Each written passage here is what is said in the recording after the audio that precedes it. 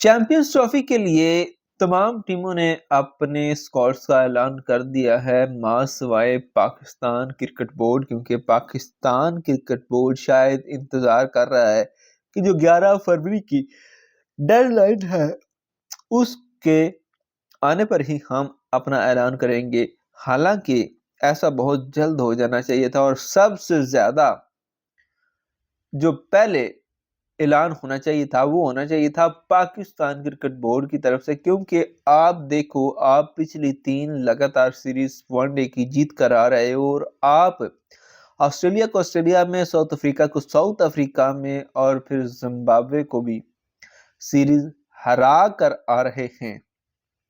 आपकी एक fit team है, आपकी सिलेक्शन तो हो चुकी हुई है। असूलन तो ये होना चाहिए था कि जो टीम आपने वहां पे खिलाई उसको ही आप कंटिन्यू करते, और अगर यहाँ पे साइम अयूब कंटिन्यू नहीं कर सकते तो उनकी जगह ये हो सकता था कि आप जो है वो एक नया ओपनर जो है वो शामिल करते। लेकिन अब सूरत हाल इंतहाई अजीबोगरीब हो रही है कि उस टीम में ढेरों तब्दीलियों की बात हो रही है, जो कि पहले ही आपकी सेट है।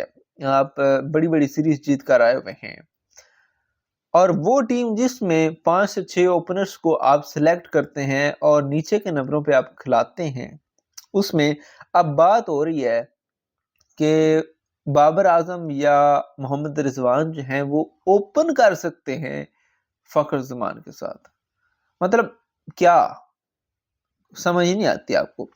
और ये कहा जा रहा है कि चूंकि मोहम्मद रिजवान जो हैं वो आपके कैप्टन हैं, तो वो ये चाहते हैं कि वो ओपन करें, यानी कि आपके पास Mohammad Rizwan as an opener खेलना चाहते हैं पाकिस्तान क्रिकेट टीम के साथ, ये जो चैंपियंस ट्रॉफी हो रही है उसके लिए।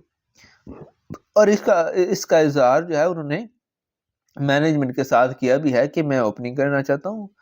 और यकीनन आप देख लें कि वो हैं भी आपके कैप्टन, तो यहाँ पे तो वही हिसाब होता है कि जिसकी लाठी उसकी भैंस, तो अब उनको एज एन ओपनर खिला भी दिया जाएगा।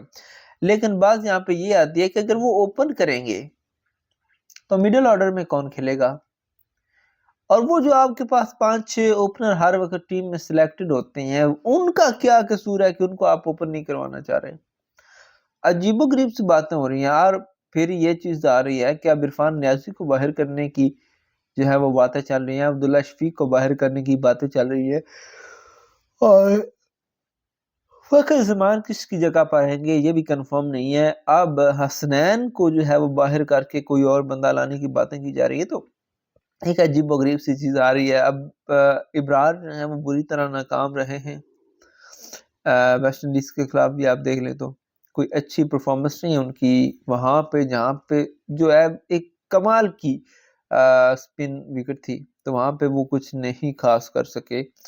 तो ये सूरत हाल है जी। अब फखर जमान के साथ आपको मोहम्मद रिजवान जो है वो ओपन करते हुए नजर आएंगे, ठीक है। और ये वो चाहते हैं। अगर मैनेजमेंट कोई बहुत ही बड़ा कदम लेती है और उनको रोक देती है तो एक अलग बात है, लेकिन एक वो कहते हैं ना कि कैप्टन हैं, तो वो अगर इतना भी फैसला नहीं कर सकते कि वो ओपन करेंगे, तो फिर अजीब सी सूरत हाल बन जाती है।